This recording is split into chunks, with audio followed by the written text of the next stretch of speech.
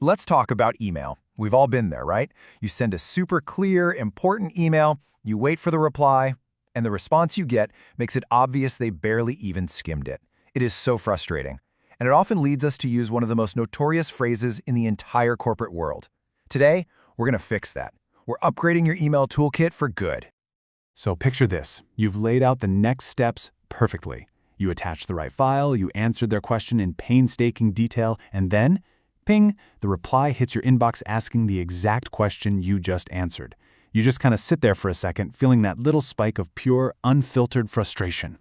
And this is it, isn't it? This is the thought that just screams through your head. It's blunt, it's raw, and it's what we really, really want to say. But we can't. So we try to find a more professional way to say it, and that's usually where things go wrong. Yep. We take that raw frustration and we wrap it up in what we think is a polite, office-friendly package. But here's the thing about that translation. It often creates a brand new problem all on its own. See, here's the deal. While per my last email sounds formal, it almost always lands as passive-aggressive. It doesn't actually solve anything. It just makes the other person feel defensive. It's basically the corporate way of saying, hey dummy, I already told you this. And let's be honest, that never, ever leads to a good outcome. But here's the good news. You do not have to choose between saying what you really think and using a phrase that just starts a fight. It's time to upgrade your entire follow-up toolkit with some smarter, way more effective alternatives that actually get you what you need. We're going to break down 4 really powerful upgrades. You can think of them like different tools for different jobs, you know? We've got the gentle reminder, the direct reference, the helpful forward, and the quick resurface. Each one has its own specific vibe and purpose. Okay, so let's get into the nitty-gritty. We're going to look at each of these side by side with the old, tired way of doing things so you can see for yourself why they work so much better. First up, the gentle reminder. The magic here is its softness. Following up is totally neutral. It's not accusatory at all.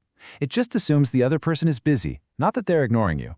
And then adding when you get a moment, that takes all the pressure off. It's just a polite, easy nudge. Now this next one is a little more direct, a little more formal, but still 100 times better than the old way.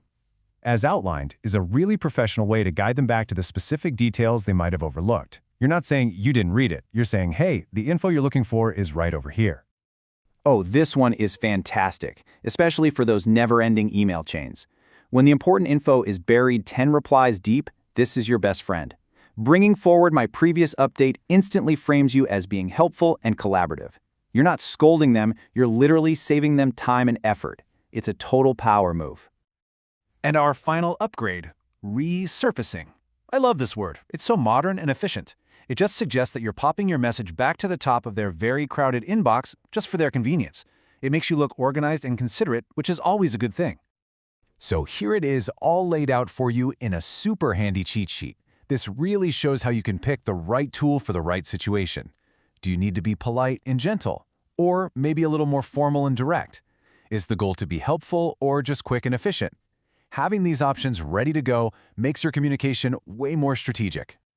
You know, when you really get down to it, this is all about changing the entire goal of your follow-up email. It's not about proving that you were right, it's about being effective. And this, right here, is the biggest takeaway of all.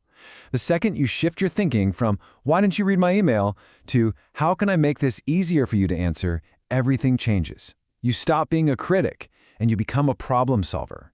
Your emails start building bridges instead of putting up walls. So, I'll leave you with this to chew on. What if your very next follow-up email could turn a moment of potential conflict into one of clarity and collaboration? By just ditching that one tired old phrase and using these upgrades, you can actually do that. The choice is yours.